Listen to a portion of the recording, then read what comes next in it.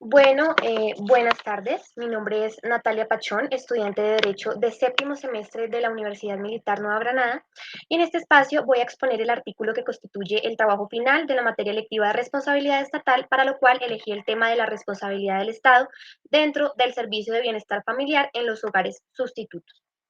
Bueno, en primer lugar se encuentra el resumen. Plasma de manera muy general los puntos que se quieren tocar a fondo en el artículo, en donde se quiere mostrar la responsabilidad que tiene el Estado por los daños antijurídicos que se ocasionen dentro de los hogares sustitutos que están bajo el Instituto Colombiano de Bienestar Familiar,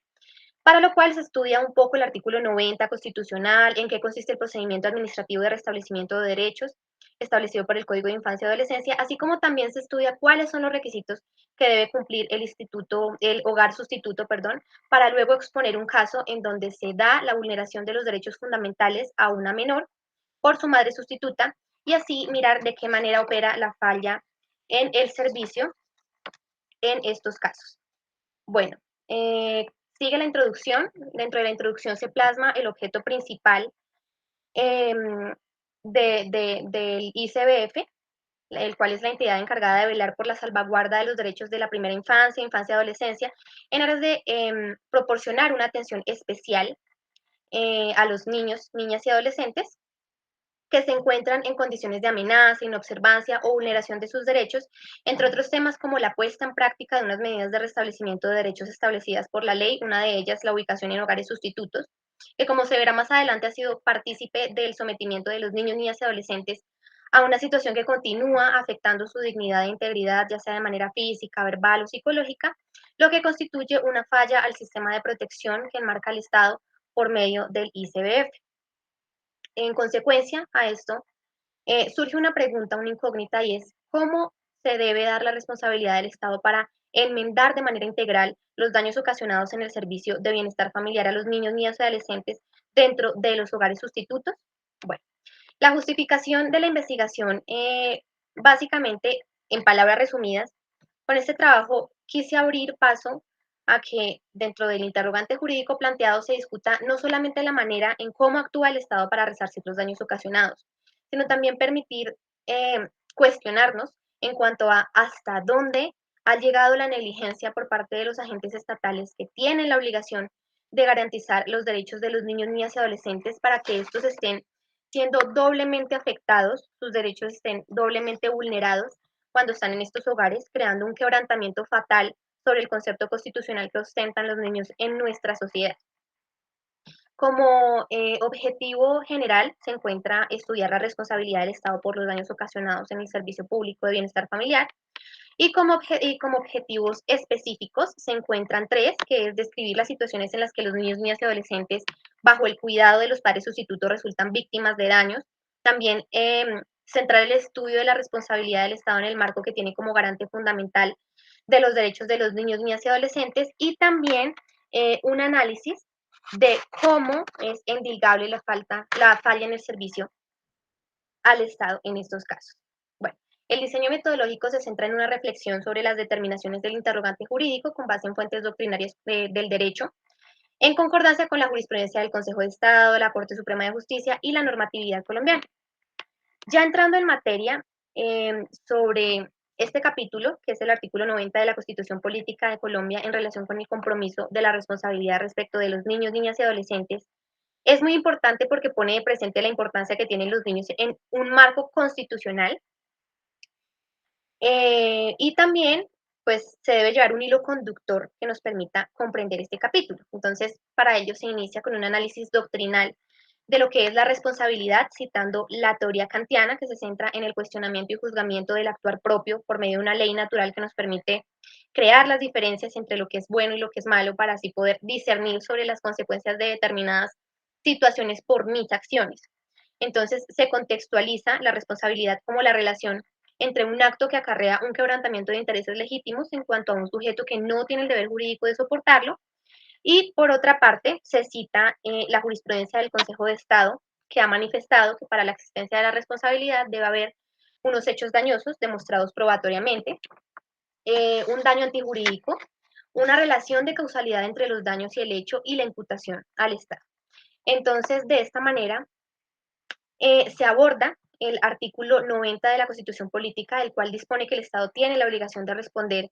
patrimonialmente por los daños antijurídicos que le sean imputables, ocasionados por la acción o la omisión que llegue a presentar cualquier autoridad pública, esto es en concordancia con los derechos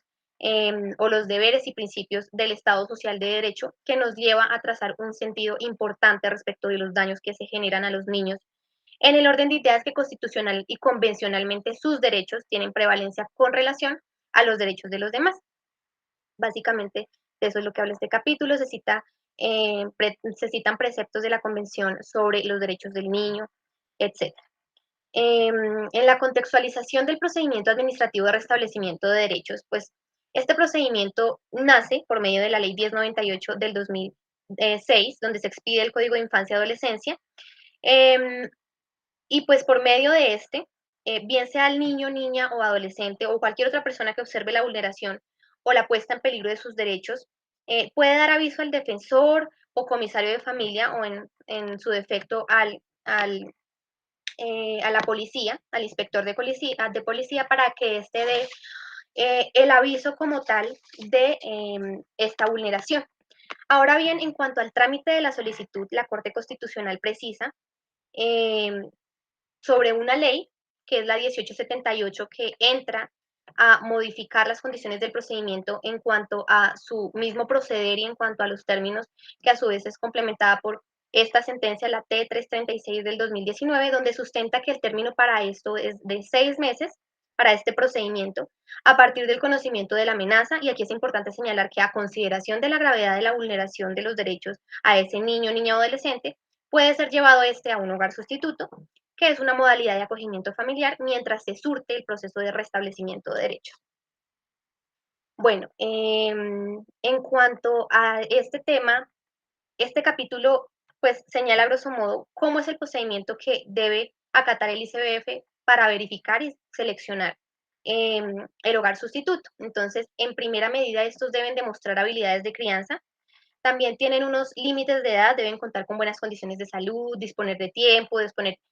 demostrar ingresos económicos adecuados para el sostenimiento de las personas que conforman ese hogar sustituto, tener unas condiciones de habitabilidad o habitacionales, entre otros temas importantes. Adicional a lo anterior, este proceso consta de 3 filtros o 3 etapas, que es la etapa del taller experiencial, la etapa de la visita y entrevista semiestructurada y la evaluación psicológica. Para después de esto emitir un concepto sobre ese hogar que va a estar compuesto por la opinión de profesionales de psicología y de trabajo social, como los demás que se consideren pertinentes. Ya cuando el niño es asignado a un hogar sustituto, el ICBF debe tener un seguimiento y un control constante en cuanto al acercamiento con los padres sustitutos. Todo esto consta en un manual emitido y actualizado este año, manual para esta modalidad, y plasma un procedimiento estricto y de verificación de estos hogares, pero realmente se han dado situaciones donde la gestión y el seguimiento a los niños, niñas y adolescentes por parte del ICBF no es bueno, no es bueno, y a pesar de ser muy detallado y estricto, em, se ha dado a conocer casos de serias falencias que, de las que han sufrido niños, niñas y adolescentes que hacen parte de estos hogares, donde se descuidan, se maltratan, se les agrede sexualmente, otros mueren en manos de sus padres sustitutos, como se muestra en este caso. Este caso habla precisamente de la muerte violenta de una menor que fue enviada al ICBF por parte de la policía después de encontrarla comiendo fósforos al lado de su madre, lo cual constituye un descuido objeto de una medida de restablecimiento de derechos. Y así las cosas, la menor fue llevada a un hogar sustituto y a los padres se les fijó un régimen de visitas de 8 días, cada 8 días. En algunas visitas, los padres manifestaban, relatan los hechos, que le comunicaban a la defensora que su hija se veía maltratada, con hematomas, lo cual pues no les parecía normal, para lo cual les dijeron que se le iban a poner una amonestación a la madre sustituta, pero que a la menor no se les podía volver a entregar a los padres biológicos porque tenían que cumplir primero con unas terapias psicológicas. Pasado un tiempo, llaman a los padres biológicos a comunicarles que la menor había muerto como consecuencia de un golpe recibido por una repisa que le había caído encima dentro de este hogar sustituto. Además, el reporte de medicina legal registró como causa de ese deceso una muerte violenta. Entonces, dentro de las consecuencias, dentro de las consideraciones, perdón, jurídicamente relevantes para la sala, se determinó la existencia del daño antijurídico de acuerdo con las pruebas allegadas, pues este se materializó con el deceso de la menor cuando estaba bajo el cuidado de su madre sustituta. Respecto de la imputación, la sala determinó que el ICBF tenía el deber de proporcionar por medio de la madre sustituta seguridad y protección a la menor, lo cual no se cumplió y por ende la sala, después de establecer el nexo causal, ordenó al ICBF en sede de responsabilidad extracontractual del Estado resarcir los daños y perjuicios ocasionados a los demandantes. Luego de esto, se explica la falla en el servicio, donde se estudian unos parámetros históricos sobre el aporte que el ordenamiento jurídico francés, luego de la Revolución, aportó a Colombia, en donde dentro del marco del desarrollo de la responsabilidad del Estado en Colombia, la falla en el servicio impone un reproche a la conducta estatal, y de acuerdo al Consejo de Estado, esta se presenta cuando una norma jurídica le impone determinada función al agente estatal y esa función no se cumple o se cumple pero de una manera deficiente o irregular. Por lo tanto, acarrea la obligación de examinar la conducta de ese funcionario. Finalmente, las conclusiones. Principalmente se establece que los niños, niñas y adolescentes protagonistas de este estudio padecen una deficiencia por parte de la prestación del servicio público de bienestar familiar y por ende también del Estado, por no poner en práctica el deber ser de la creación de los hogares sustitutos y tampoco asegurar que el niño se encuentre en buenas condiciones mediante los estándares de seguridad que claramente se pasan por alto. Aunado a esto, de acuerdo con los estándares doctrinales y jurisprudenciales estudiados, estas falencias